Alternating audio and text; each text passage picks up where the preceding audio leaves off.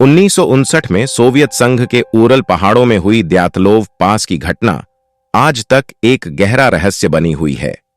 इस घटना में 9 हाइकर्स की रहस्यमय तरीके से मौत हो गई और कई दशकों बाद भी इसके वास्तविक कारणों का पता नहीं चल पाया। यात्रा की शुरुआत जनवरी 1959 में ओरल पॉलिटेक्निक संस्थान के 10 छात्रों और स्नातकों का एक ग्रुप, जिसका नेतृत्व 23 वर्षीय इगोर द्यातलोव कर रहे थे, वो सब स्की हाइकिंग के लिए निकले।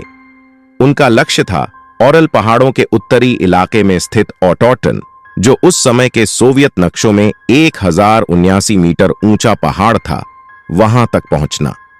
यह एक कठिन और खतरनाक ट्रैक था, लेकिन सभी सदस्य अनुभवी हाइकिंग थे और उन्होंने इस चुनौती को उत्साह से स्वीकार किया। 10 सदस्यों का ग्रुप 25 जनवरी को रेल द्वारा ट्रैक के प्रारंभिक बिंदु तक पहुंचा। हालांकि जल्द ही ग्रुप के एक सदस्य यूरी युदिन स्वास्थ्य संबंधी समस्याओं के कारण यात्रा बीच में ही छोड़कर वापस लौट गया। इस प्रकार 9 हाइकर्स का यह ग्रुप यात्रा पर आगे बढ़ा। आखिरी संपर्क ग्रुप ने 31 जनवरी 1959 को यात्रा का सबसे मुश्किल हिस्सा शुरू किया।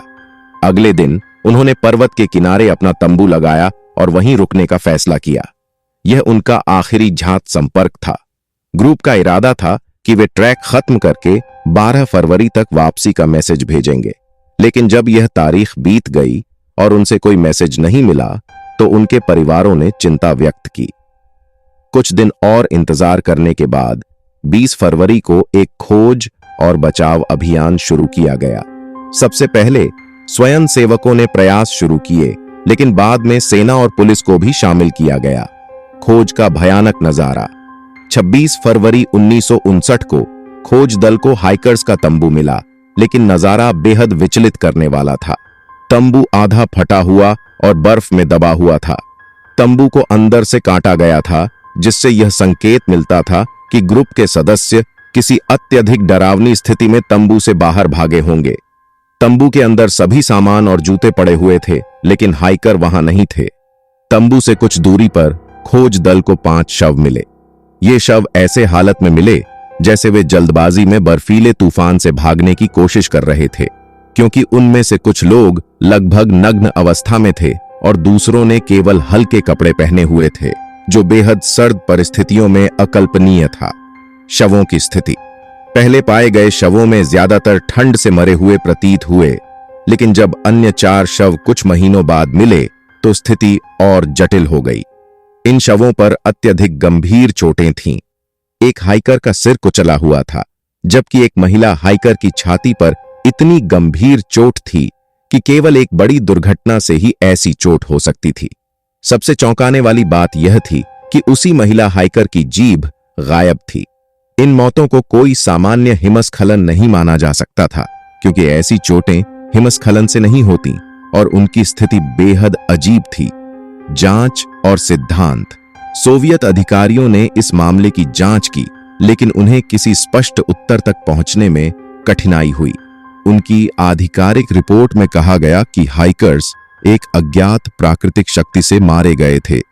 इस बयान ने कई अटकलों और सिद्धांतों को जन्म दिया।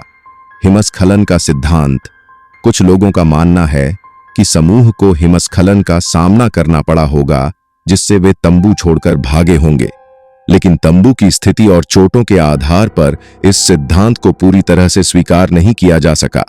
सैन्य परीक्षण कुछ सिद्धांतकारों का दावा है कि सोवियत सेना उस क्षेत्र में गुप्त हथियारों का परीक्षण कर रही थी और हाइकर्स अनजाने में उस परीक्षण का शिकार बन गए। कुछ गवाहों ने उस रात आकाश में चमकती रोशनी देखी थी, जिससे यह अटकलें और मजबूत हो गईं। अलौकिक गतिविधि इस घटना से जुड़े कुछ लोग इसे अलौकिक घटनाओं से भी जोड़ते हैं, जैसे यूएफओ या किसी प्रकार की रहस्यमयी शक्ति। द्यातलोव पास घटना आज भी एक रहस्य बनी हुई है। 2019 में रूसी अधिकारियों ने फिर से जांच शुरू की और हिमस्खलन सिद्धांत को पुनः स्थापित करने का प्रयास किया, लेकिन घटना के कई पहलुओं को आज तक कोई ठोस उत्तर नहीं मिला।